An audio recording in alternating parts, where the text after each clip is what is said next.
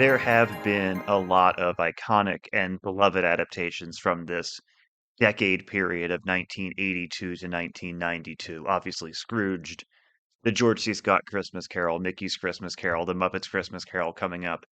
These have all warranted episodes of their own because they have a lot to talk about. But there are some adaptations from this era that don't really deserve their own episode.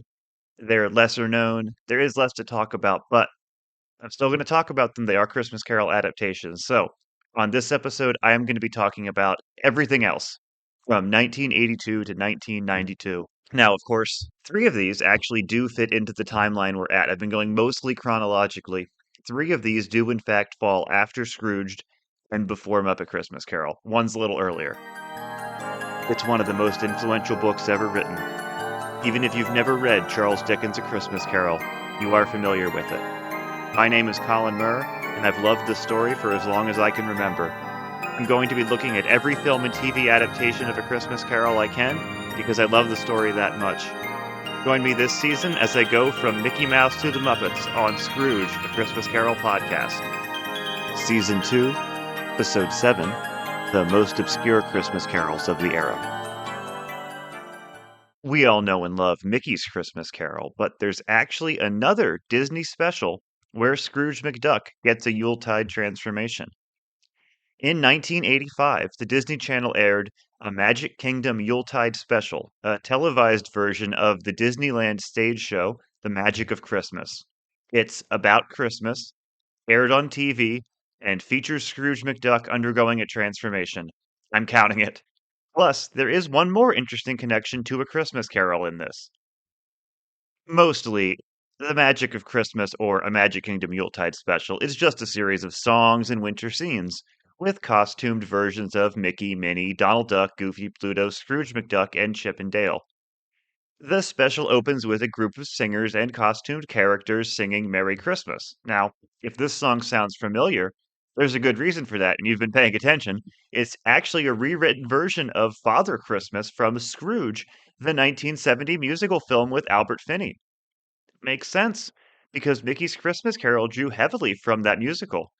For what it's worth, the singers in this are credited as the kids of the kingdom, but they're clearly adults.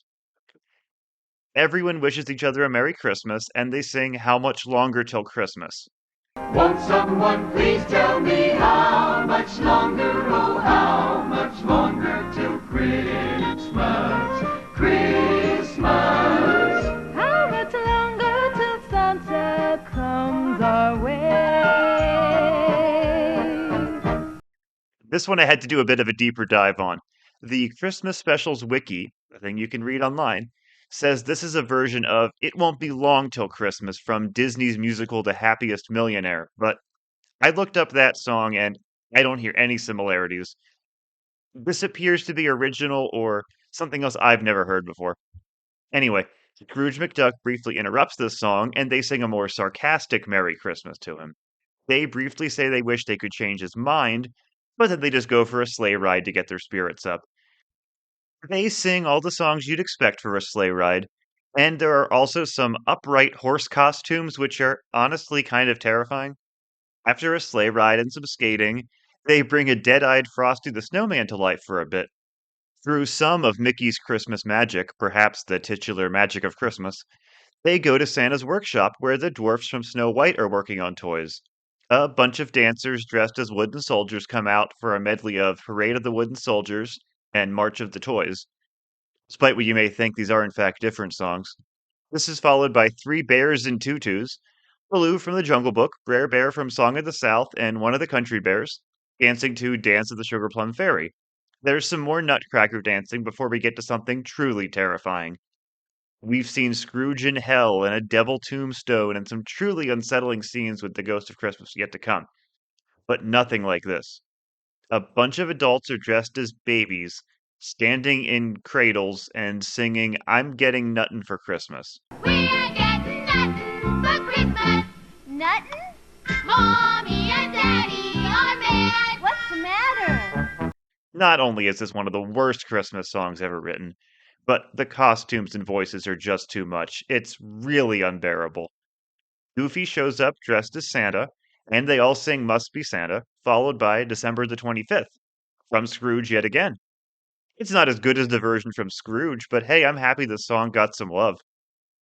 Scrooge McDuck comes back and argues that December the 25th isn't all that great. But when Mickey gives him a gift box filled with Christmas magic, he changes his mind. Well, that was easy. Didn't need to go through all the ghosts or anything, just, give him a magical gift and that'll change his mind for good. Everyone sings A Christmas Carol, the opening song from Scrooge, and they wish the audience a Merry Christmas. As you can tell, if you're looking for a Christmas Carol adaptation, you're not going to find much here. Scrooge is mean until someone gives him a gift and then he changes his mind. It's mostly just a musical stage show from the 80s. If you're nostalgic for Disney parks or old Disney Channel stuff, I'm sure this is something you will enjoy. Most of the costumes aren't too terrifying, like some of those old Disney costumes, but the horse and Frosty the Snowman, a little bit unsettling. There's nothing like those old, creepy Mickey Mouse costumes from the 50s or 60s, or like the weird, creepy Captain Hook from the 90s. If you're a Christmas Carol completionist like me, you'll get through this just fine, but, skip that Nuttin' for Christmas part. I really do like that they reused the Scrooge songs here, though. And I know that December the 25th would pop up in other Disney productions too, despite not actually being a song from a Disney musical. There's at least one parade that I've heard they used it in the TV airing of, so glad the song still exists in some capacity. But as for the special on the whole, it's a Disneyland stage show made for TV. If that's something that interests you, you're going to seek this out if you haven't already. Next up, we have Bah Humbug, the story of Charles Dickens' A Christmas Carol. This one's a little different because it's not an adaptation in the traditional sense. I mean, this PBS special is adapting the book, but it's mostly just a reading of portions of the book by Martin Sheen and James Earl Jones. Jones plays Scrooge, and Martin Sheen plays all of the other characters and does most of the narration. Jones does a bit of the narration too. If you've ever wanted to hear two of the greatest actors of their generation read A Christmas Carol, you've got it. The special is only an hour long, so they don't cover the whole book. And additionally, host Robert McNeil will occasionally interrupt the reading to add some historical context. Hey, it's like that thing I did. A Christmas Carol was written to be read aloud, and there are a lot of places where the narrator communicates directly with the reader, going on tangents and making sarcastic remarks. Dickens would give public readings until his death, and they were always very popular. This is clearly an attempt to recreate that. The only thing is that it's abridged. You're recreating a few portions of the book, but when there's no flow to it, it's not as entertaining. That said, Sheen is really compelling here, and I like the way he reads Marley in particular. Ask me who I was. Who were you then? In life, I was your partner, Jacob Marley. Can you sit down? I can. Do it then. Again, I realize it's not a hot take that Martin Sheen brings something to the part, but I wanted to point it out. Jones is, of course, compelling as well, but it might be a bit of a downside that his voice is so commanding and resonant. Dickens' readings of A Christmas Carol would take approximately 3 hours. The audiobook I used for my Christmas Carol deep dive was 3 hours and 11 minutes. It's not a long book, and I think it would have been better to just make this a 3-hour program instead. It's PBS, people know what they're tuning in for. They want something educational. Give them the full book, or abridge it ever so slightly if you have to. Or give them a full American experience, or British experience, documentary about the book and the context it was written in. They have little short bits about that here, but do one or the other. It doesn't really stand on its own as it is. I don't know if I should analyze this in the same way I would a standard adaptation, but I do agree with the scenes they keep for the most part. We get Fred, the charity workers, and Marley from the first stave. Really have to have all of those. The second, we get Fezziwig. They agree with me this is the most important scene in the past. In the present, we get the Cratchits, and in yet to come, we get the Cratchits and the graveyard, with some additional text added to reference that Scrooge knew there was a dead man. They also add some text to their abridged Christmas morning section to tie it all together. For the most part, the additional context that Robert McNeil offers is helpful. There is one confusing part. The Ghost of Christmas Past. This is how John Leach, the illustrator of the original edition of A Christmas Carol, imagined him. He's old, it seems, but with a childlike face, There's light coming from the top of his head, and it fluctuates so that sometimes Scrooge can see the head but not the body, sometimes the body but not the head. So the only illustration of the Ghost of Christmas Past that John Leech drew was Scrooge snuffing it out with his extinguisher cap. This is the illustration they show us over this narration. The narration is describing the ghost as Dickens does, not the illustrator. To make it even more confusing, they zoom in on Scrooge's face in the illustration. Did no one talk about this in advance? Thankfully. For the most part, the additional context involves the horrible poverty of the time that led Dickens to write this and other stories in the first place. It cares about the book, it gets the book. Clearly, it loves the book, or they wouldn't be doing this reading. Again, I wish it could have been one or the other. Make it a documentary, make it a full reading with Martin Sheen, James Earl Jones. There aren't too many people who are going to watch a staged reading for an hour who wouldn't stick around for the whole book. The people who don't watch it aren't going to watch it in the first place anyway. I don't know. This is something of a curiosity, and it features great actors, only takes an hour of your time, but, that's really it. Okay, got a little more to say about these next two. They're more direct adaptations as opposed to mere curiosities. A Christmas Carol 1991. Oh boy. Okay. This one is a 25-minute animated direct-to-video short that is, it's something. It's a dubbed version of a Japanese cartoon that was released in the Funky Fables series, although the video apparently didn't label it as a Funky Fable, just as an adaptation of A Christmas Carol. The American version is definitely attempting to be funny and not at all be a serious version of the story, hence the Funky Fables moniker, but from what I read, I can't tell if the original cartoon was intended to be comical or this is like a gag dub. I lean towards the former since Scrooge looks nothing like his typical description, kind of drawn comedically, like a pointy headed boss, but there's nothing outright in the animation alone that confirms it for me. Regardless, it is an attempt at comedy. The voice work feels very modern and American, and there are some scenes that feel very modern, but for the most part, this does appear to be set in the Victorian era of the novel. Richard Newman voices Scrooge, and yeah, the voice he chooses is grating. I mean, I'm sure it's meant to be funny, but it's too much, even just for 24 minutes. Now, as for you, Cratchit, I strongly suggest you get back to work and stop telling me how to spend my money. He also voices the narrator, who sounds entirely different, so clearly he's a talented voice actor. I'm not knocking his ability here. It's just that voice. We've had Fezziwig and Marley combined in Scrooged, and Fred and the Charity Workers combined in Carol for Another Christmas, but here we get Fred and Bob Cratchit combined. It's Bob Cratchit who invites Scrooge to his Christmas dinner here, even though he knows Scrooge is a bad boss. Also, instead of the charity workers, we get a nun asking for donations for uniforms for the convent's downhill ski team. Well, what do you want the money for, and how much do you want? We're asking for donations for new uniforms for the convent's downhill ski team. A donation? What, are you kidding me? Yeah, sure.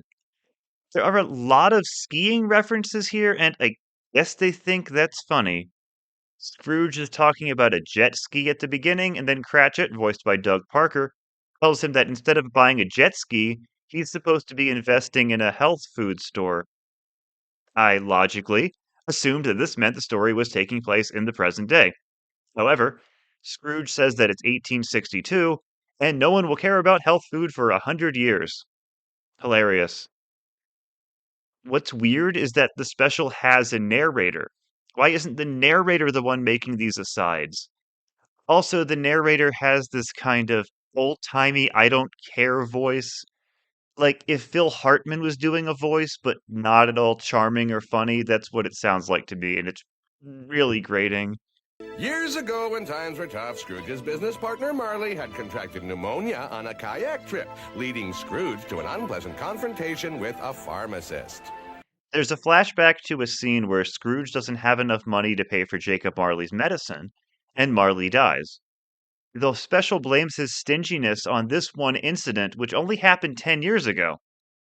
Now, it's still a little longer than Marley's death in the book, but They suggest that Scrooge wasn't stingy at all before this, and here Marley was actually a good man, and he's come back to point out to Scrooge that he's changed since. Well, I mean, that's something.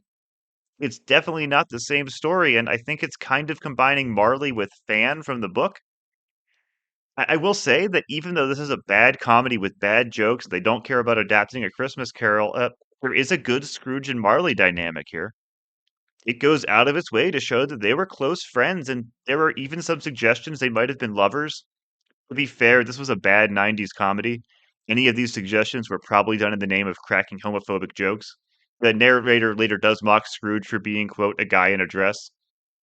Marley also blames his death on not pneumonia, which Scrooge had thought, but that showgirl Lorelei. Yeah, that's what this Christmas Carol needed. STD humor. Also, he has a chain in this version. That doesn't make sense since he's not wandering the earth working off his sins. Both the ghosts of Christmas past and present, who are both voiced by Julie E. Fay, seem inspired by Carol Kane and Scrooged. Here's past. I'm the ghost of Christmases past, Mr. Scrooge, from back when you were quite a nice fellow and not at all the dreadful curmudgeon you've become. And here's present. I'm the ghost of Christmas present, honey, but no time to chat. Gotta strap on the fairy dust and hit it. Anyway, Christmas past takes Scrooge to the past, but not at Christmas time. You're the ghost of what past now? He sees himself as a little boy and sees his old employer, but it's the scenes with his love interest that really sink it. He makes a joke about her being pretty before the acne got bad, and then he breaks up with her because. Then there's your cooking. Yeesh. When was this written? This is also apparently before Scrooge became stingy, so he was just generally awful before that, I guess.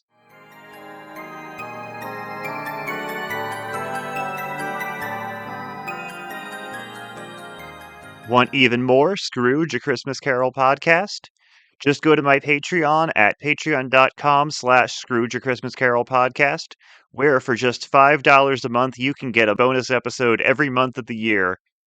There I cover various TV shows versions of A Christmas Carol. For $10 a month you can even vote on what episode I do next. Additionally, for just $1 a month, you can get all episodes 24 hours early. Again, just go to patreon.com/Scrooge, A Christmas Carol podcast, or follow the link in the description.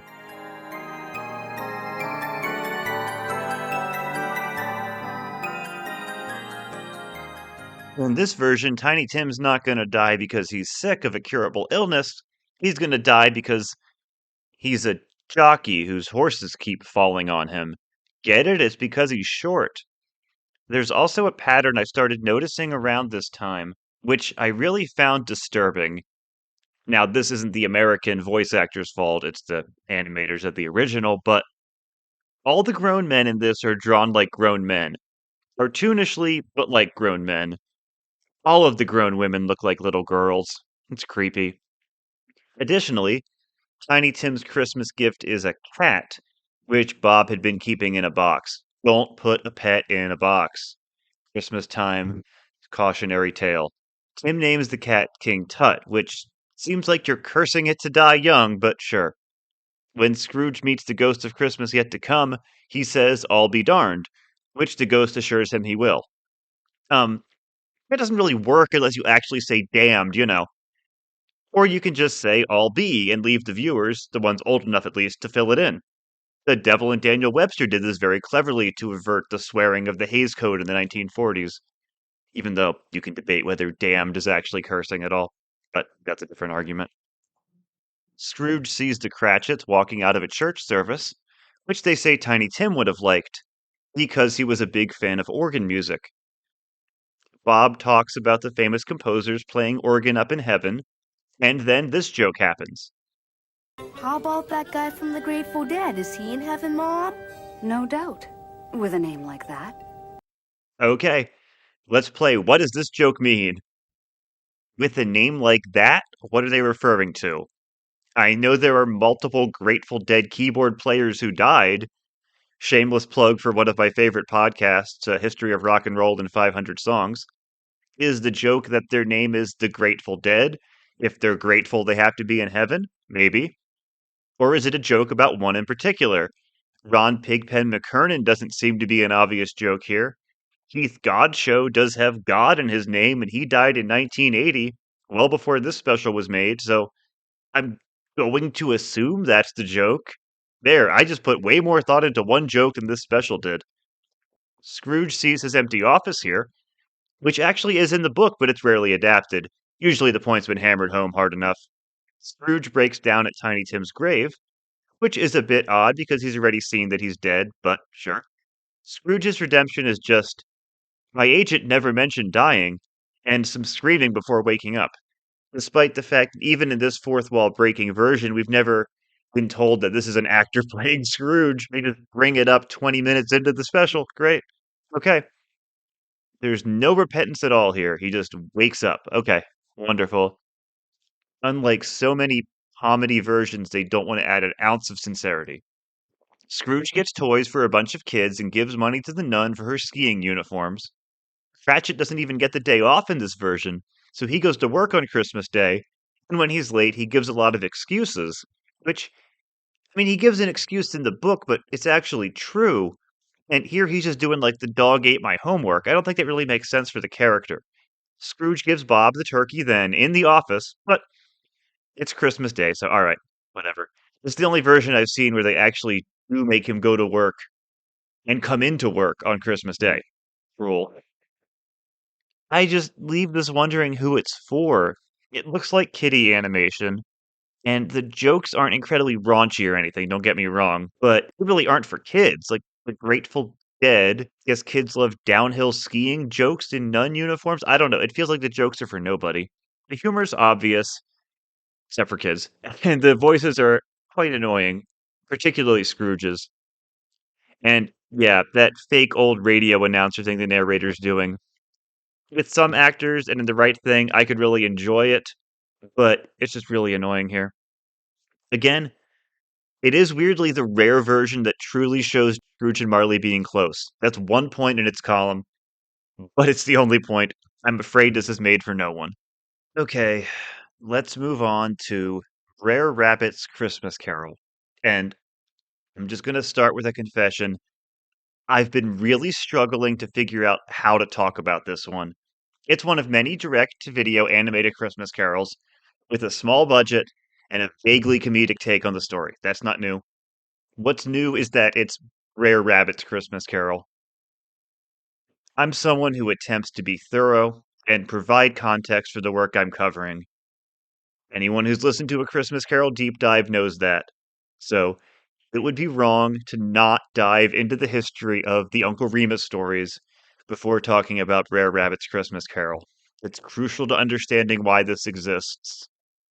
However, the history and controversy of these stories is a long winded tale in itself, and if I gave it the time it deserved, I would spend far longer on that than I would on Brer Rabbit's Christmas Carol. You know, the thing I'm supposed to be talking about. So, we're going to do some intro, then we're going to talk about the special. But, like I said, I could do a whole episode and more on just setting this up. Brer Rabbit is a trickster character in African American folklore. Stories about him have been passed down for generations, but the most popular incarnation is why this is controversial. Joel Chandler Harris was a white, pro slavery Southerner who adapted the tales into a series of published collections. Harris also created Uncle Remus, a fictional former slave who tells the stories. In the introduction to the first Uncle Remus book, Harris describes Harriet Beecher Stowe's Uncle Tom's Cabin, non ironically, as a quote, wonderful defense of slavery, unquote. And he describes his own Uncle Remus as a man, quote, who has nothing but pleasant memories of the discipline of slavery, unquote. Harris claims that he is presenting the version of each story that is, quote, the most characteristic, unquote, of the originals, and he claims to present them, quote, without embellishment and without exaggeration, unquote. Of course, he doesn't credit any of the people he got the stories from, and he uses an extremely over the top dialect for black characters. These stories are adapted by a man who is clearly racist and he was adapting them to romanticize the pre-Civil War South. There's just no two ways about it. The thing is, Harris's versions of these stories had a major influence on many prominent writers, and they've been adapted many times throughout the history of film, most famous in Disney's 1946 live-action animation hybrid Song of the South, which was controversial then, controversial now. This is a much talked about issue these days, and it's where I've debated about how far down the rabbit hole, no pun intended, I want to go. Rare Rabbit's Christmas Carol is not a Disney production, but it's clearly hoping that people will associate it with the famous Disney take on the stories. I'm not going into the history of Disney's Song of the South here, but I'm going to link some things on the YouTube video that I highly recommend checking out. We owe it to ourselves to understand the context these stories exist in, and we should make sure we are listening to the voices of people who have been marginalized. Now for a briefer history of this special itself. Some sources call it a TV special, others call it direct to video. I can't find any evidence of it airing on TV, but it very well could have. This is a follow up to another production from the same company, Magic Shadows, that was called Brer Rabbit Tales from 1991. Again, probably an attempt to capitalize on Disney, particularly their new log flume Splash Mountain, which featured Song of the South characters. That ride opened in Disneyland in 1989, and it would open at Magic Kingdom in Florida in 1992. One more thing, and then I promise we'll actually talk about the special. This was apparently a troubled production, with various studio politics and bankruptcies. Colin Looks Back covers this in his video. I'll link to that as well. Long story short, there were people who didn't get paid, but it wasn't the fault of Magic Shadows, the company that produced the film. This is one of those meta Christmas carols where a character doesn't realize just how Scrooge-like they're being, so they need to undergo a transformation. All of the various animal characters are putting on a benefit play of A Christmas Carol to raise money for Timmy Mouse, who's sick. The rich and stingy business fox, Brer Fox, isn't a fan, and he doesn't like that Brer Bear, his coworker, wants to go to the production. See what you done? Giving him ideas about getting Christmas off work. Don't expect me to buy your tickets to hear that Dickens fella singing Christmas carols. I hate Christmas music. Brer Fox is a deceitful character here, so he's in line with his characterization in other media, but it's not really in line with the honest Scrooge of the book. Brer Bear is his dopey Patrick Star-esque associate, and the only joke throughout is that he's good-hearted but dumb. He thinks the fox is his friend and genuinely tries to help him. Again, like a surprising number of versions, we're not told who voices which character. The only credited actors are Ginny Tyler, Christopher Smith, Tom Hill, and David Nell, and they aren't attached to the characters they're playing. IMDb attaches Tyler to Miss Possum. Her fame and legacy in the field of voice acting gives her top billing, and I believe this was the last project she worked on. And it attaches Smith to Brer Rabbit and Brer Fox. As for those other two, we just see them credited on IMDb as voice. As you know, I don't like to go off of guesswork, so I'm just going to leave it at that. When Brer Fox fools Brer Bear into signing over his home, Brer Rabbit plots with everyone in the swamp to play a prank on Brer Fox. I called you on here because I got a plan to teach Brer Fox a lesson, and I need your help. First, I gotta know if you're all agreed. Is there anybody here who doesn't think Brer Fox should be taught a lesson? That's right, this isn't even the first Christmas Carol where a rabbit pulls one over on a Scrooge-like character. Bugs Bunny did it first. They steal Brer Fox away from his home while he's sleeping and put him right on the stage, and through an impression, shadow puppets, and rattling of chains, they convince him his old business partner, the late Brer Wolf, is visiting him. Brer Rabbit plays a sort of head ghost who introduces the other ghosts to Brer Fox, but the voice he uses is this slow, ghastly wail that is insufferable to listen to. Here comes the ghost of Christmas past. Why does there need to be a head ghost anyway? We have all the other ghosts. There are various subplots too, because I guess after one special they thought all of these were beloved characters they had to include scenes for. Brer Bear comes to believe that Brer Fox is genuinely being haunted and tracks down Brer Gator for a cure. He eventually interrupts the play in an attempt to save his boss, and Brer Rabbit does end up apologizing to Brer Fox for trying to pull one over on him. That said, The play has actually worked on Brer Fox, and he thanks Brer Rabbit and covers all the money they need for Timmy Mouse. There's just not much to say about this one in regards to the special itself. It acts like these are all existing characters we know and love. And I mean, I guess if you know the Uncle Remus stories, they could be. But in this specific kind of animation in this series, we've only seen them once before. So, not like it's a beloved series of cartoons you've been watching week after week. It's been a 1 hour special before this and now this. And that aside, maybe if this were just a half-hour special, it wouldn't feel so padded and interminable.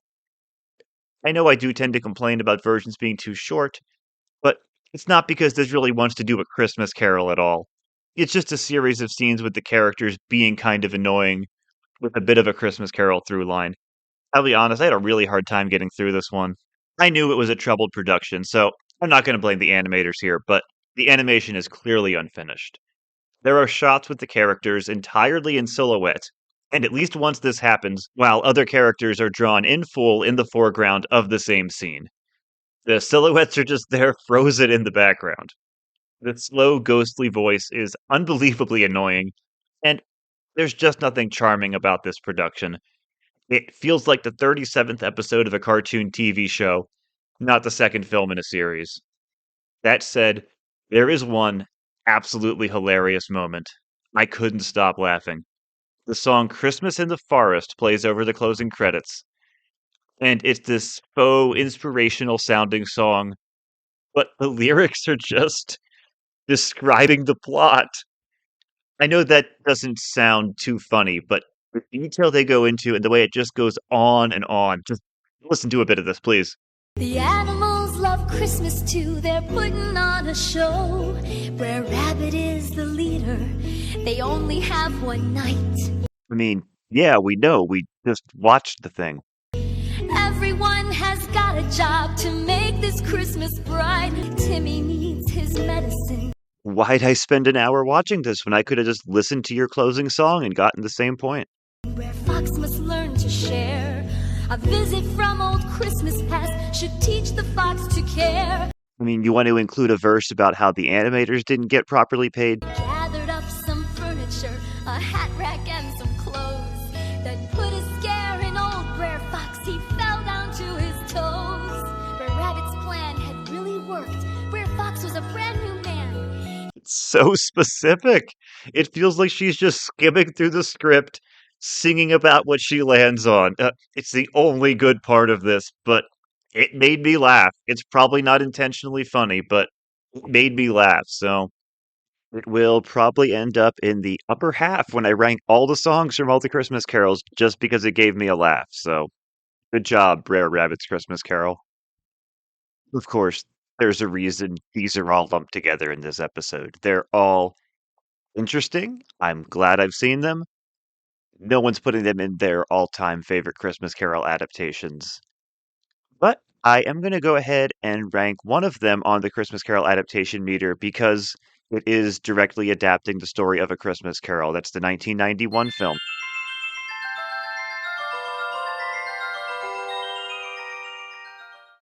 I debated if I should do the Martin Sheen, James Earl Jones one too, but since they're just reading directly from the book most of the time, it's just keeping some, removing others, and it's not really a visual adaptation, so that's not getting a score.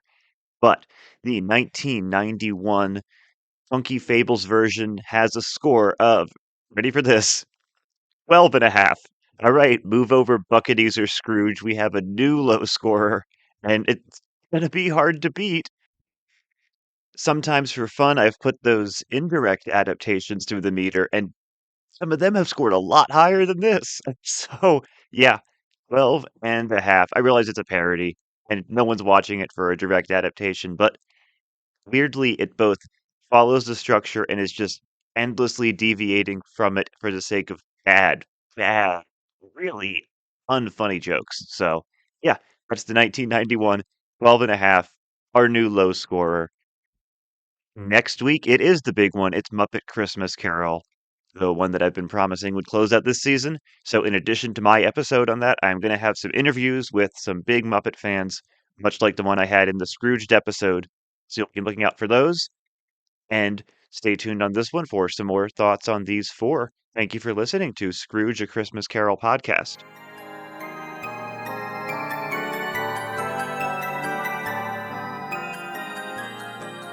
Hopefully, one thing that comes out of this for you, the listener, and even occasionally me, the researcher and creator, is discovering lost classics, hidden gems, things like that. Unfortunately, none of them this week. I had seen the 1991 film before, kind of just on a whim after seeing how bad it looked, I'm not gonna lie, and it is pretty bad. The other three I had not seen at all. I only became aware of the Disneyland one because of Colin Looks Back, the YouTuber who posted a video about it, calling it Mickey's Other Christmas Carol, and I sought it out for this because it does feature Scrooge undergoing a transformation. So, yeah, he's got a lot of great videos about Disney parks, characters, things like that. He's a big Disney guy, so if you like that kind of thing, and just like Christmas carols or any kind of media, great YouTube channel. But he had video on that, and I'm like, okay, I'm going to include that because it was on TV.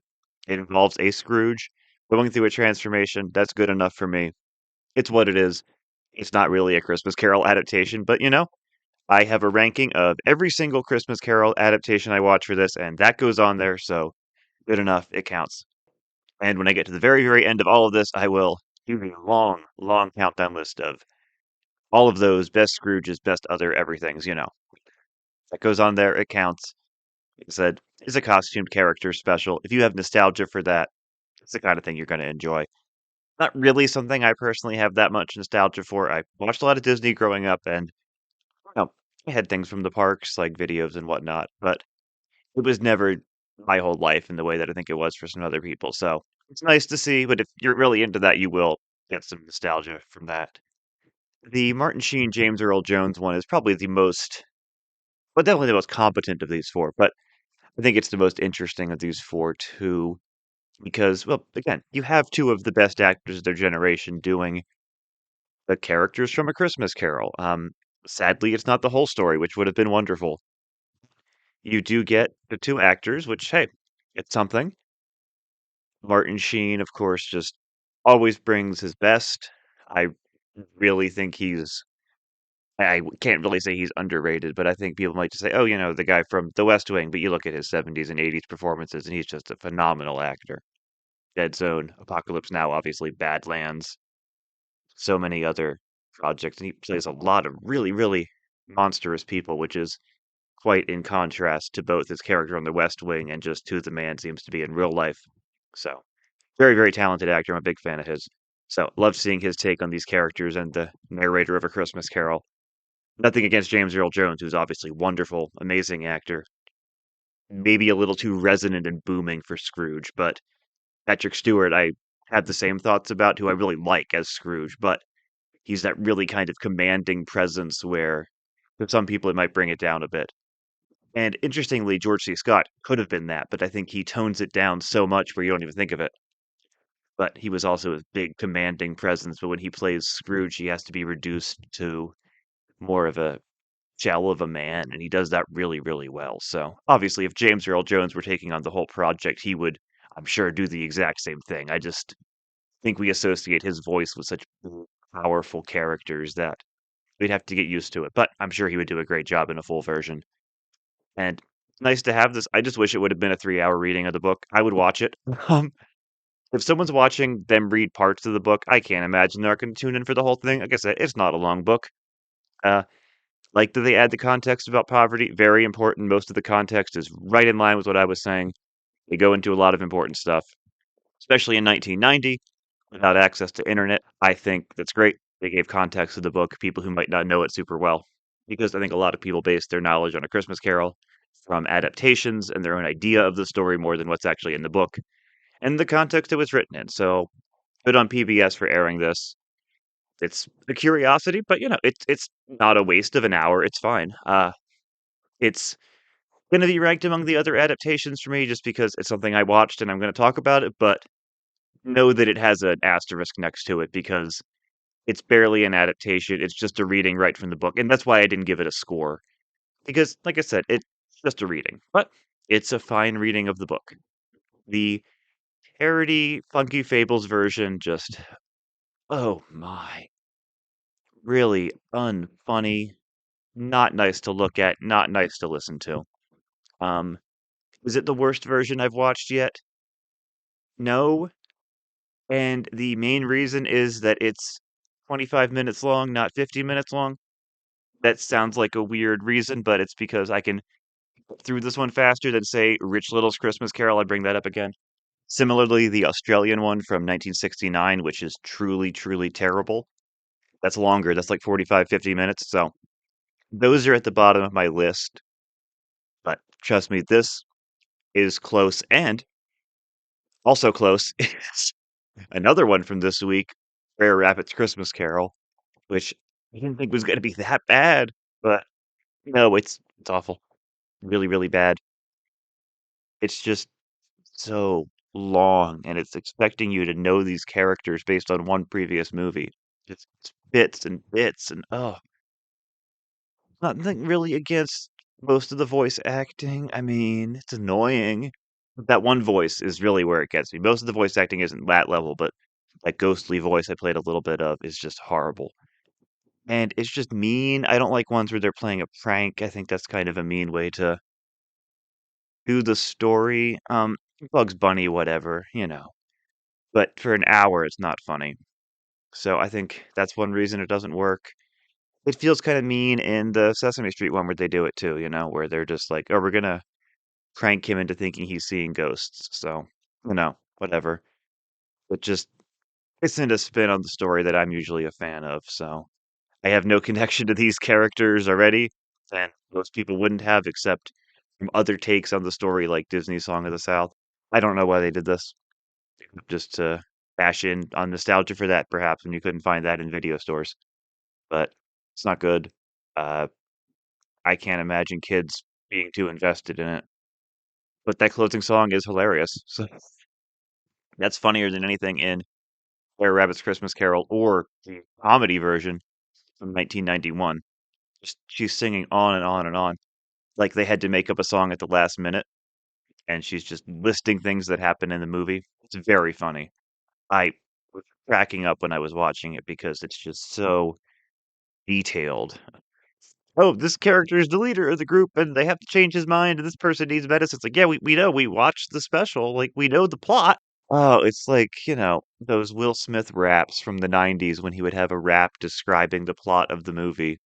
But it's that kind of thing where it's just, do you really need a song describing the plot of the movie when you've seen the movie? I would argue no. It's there and it's funny. So, it's amusing in that way. Next week, it is the final episode of this season, save for a wrap up. I'm going to be talking about The Muppet Christmas Carol. We're going to have my regular episode, and then I have some interviews with some friends of mine who are big fans of Muppet Christmas Carol and just the Muppets in general, which, as you know, I'm a big fan of the Muppets as well. So, a lot of Muppet discussion coming. That's all going to be next week. Thank you for listening to Scrooge, a Christmas Carol podcast. Scrooge, a Christmas Carol podcast is written, edited, and hosted by Colin Murr. Theme music is Christmas Day by TRG Banks, and TRG Banks Snowfall is also used for interstitial music. Clips in this episode are from A Magic Kingdom Yuletide Special, Ah Humbug, The Story of Charles Dickens' A Christmas Carol, A Christmas Carol 1991, and Brer Rabbit's Christmas Carol. Leaving a 5-star review on Apple or Spotify, as well as liking, commenting, and subscribing on YouTube will be a big help to me. You can also back me on Patreon for early episodes, bonus episodes, and the right to vote in polls. Link is in the description. I'll be back next Wednesday with another episode of Scrooge, a Christmas Carol podcast. Until then, make sure to live in the past, the present, and the future, and ensure that the spirits of all three strive within you.